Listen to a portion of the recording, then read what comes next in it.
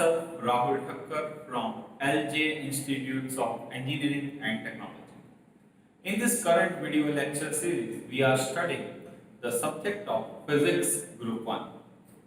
Till now, in the chapter, we have learned about its properties of lasers and its principles. Also, we have discussed Einstein's theory of matter radiation and ratio of spontaneous emission rate to the stimulated emission rate. In the current video, we are covering the topics such as basic definitions, types of pumping, basic laser system components, application of laser in various fields. Okay?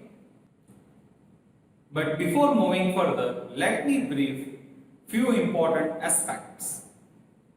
Normally, the population of lower energy level is greater than the higher energy levels. Basically, you know that the number of electrons in the lower energy level will be higher.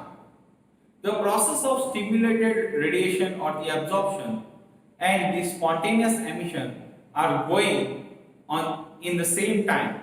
Yet even if we ignore the decay factor, stimulated absorption still dominates over the stimulated radiation. Okay, so absorption will be more rather than emission.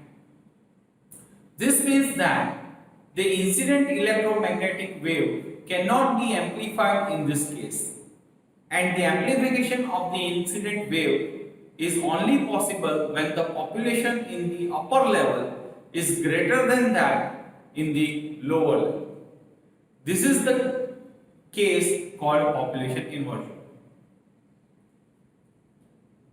This is a mechanism by which we can add more atoms to a metastable level and holds them there for a long time for them to store energy, thereby allowing the production of great number of stimulated photons. To do this, we pump atom into a metastable level at a rate that exceeds the rate at which they leave.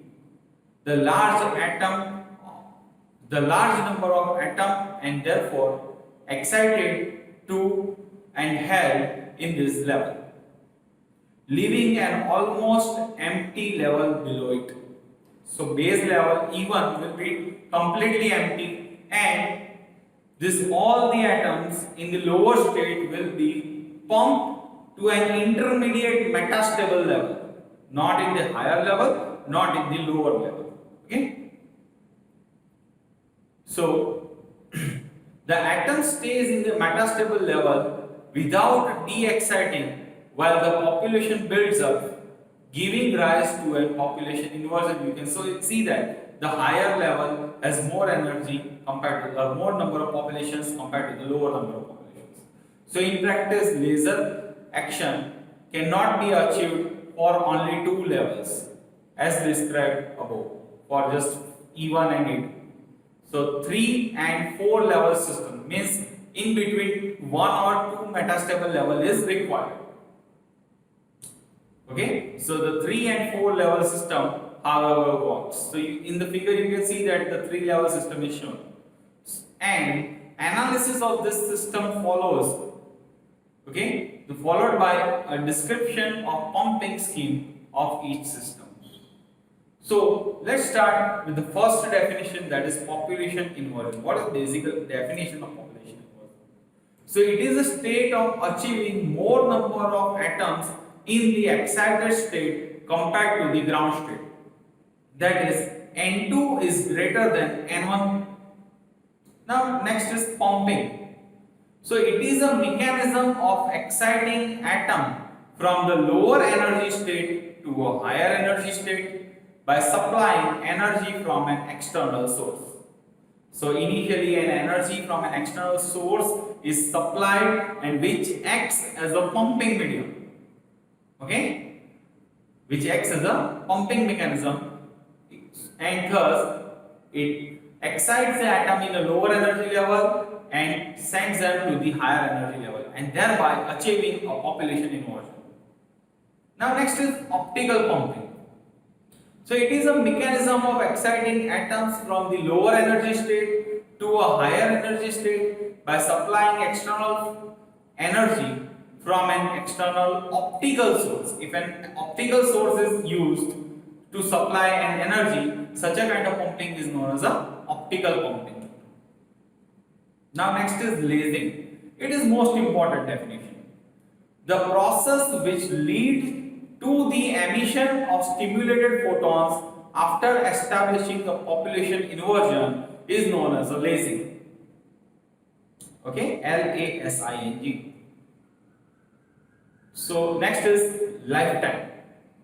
The limited time for which a particle or an atom remains in the excited state, okay, is known as a lifetime.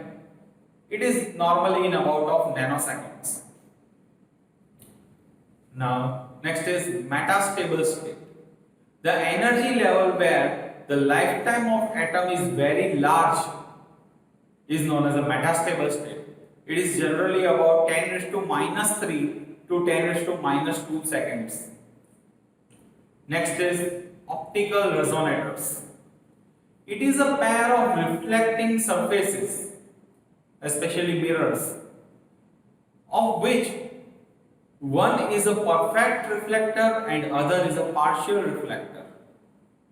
One is a perfect reflector, another is a partial reflector. Combiningly, they do form a optical resonator. Okay.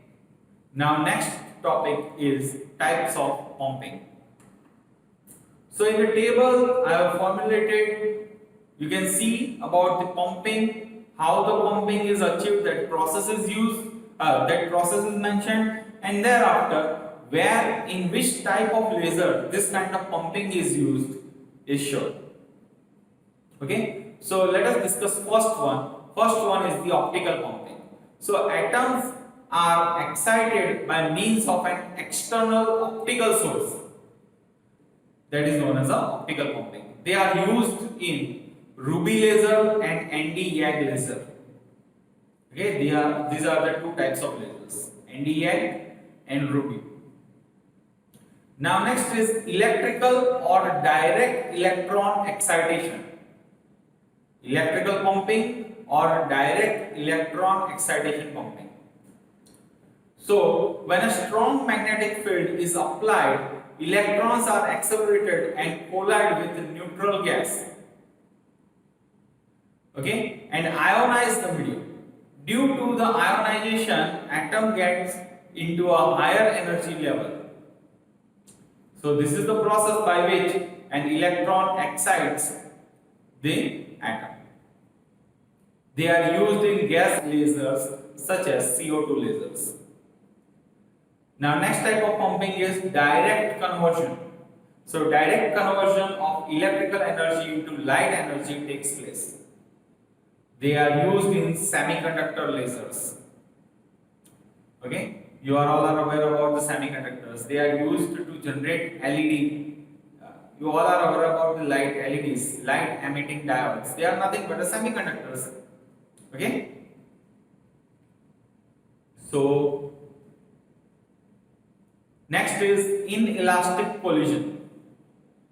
Electrical discharge method is used to cause a collision and excitation of atoms. They are used in HENE laser. HENE stands for helium neon. Okay. Next is chemical pumping. Atoms get excited by suitable exothermal chemical reaction.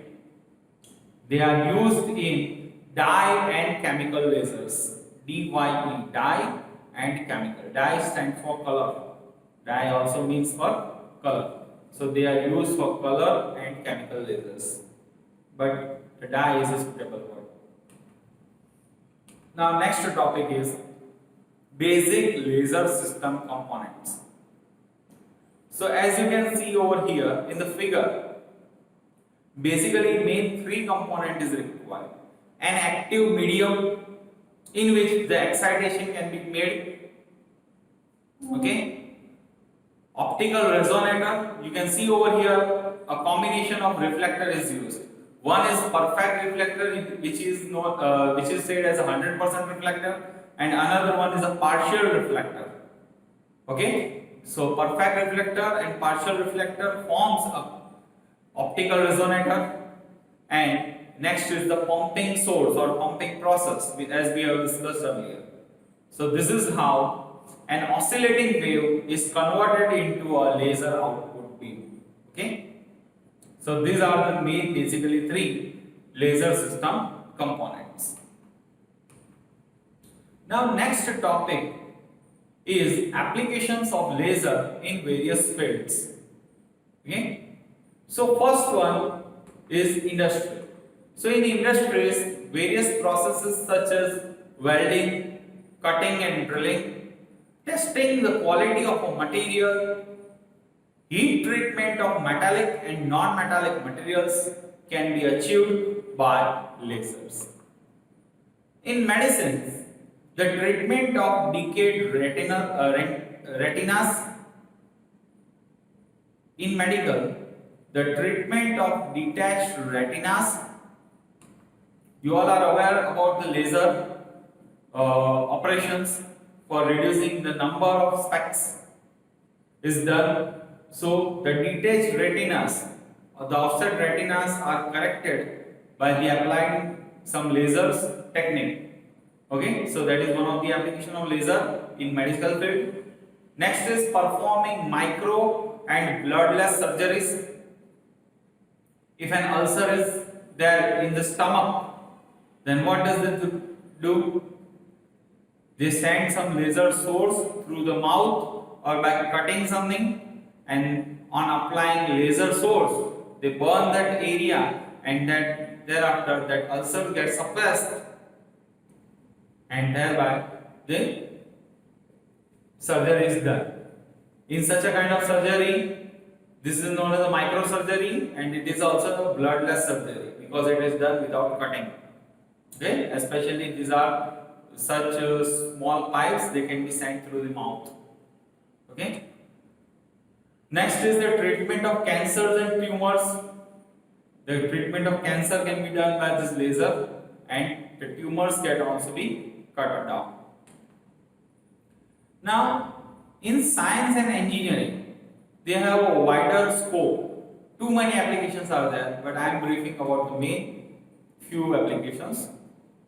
Fiber optic communication is one of the trending topic. Right now, you all are aware about the Geo net. It is completely depending on optical fibers. Okay, what does it means? You all are aware about that light. The transportation of light can be done through some optical sources. Okay. So an electrical impulse is converted into light, and then it is sent. And at the receiver end, the light energy is again converted into the electrical signal. Okay. So the transmission becomes fast. The speed of light is much more than the speed of electricity, and the transmission of electrical current has some resistance, but transmission of light has lowest resistance possible. Next is holography. Thereafter comes underwater communication. The underwater communication can also be achieved by using lasers, because lasers are high directional beams.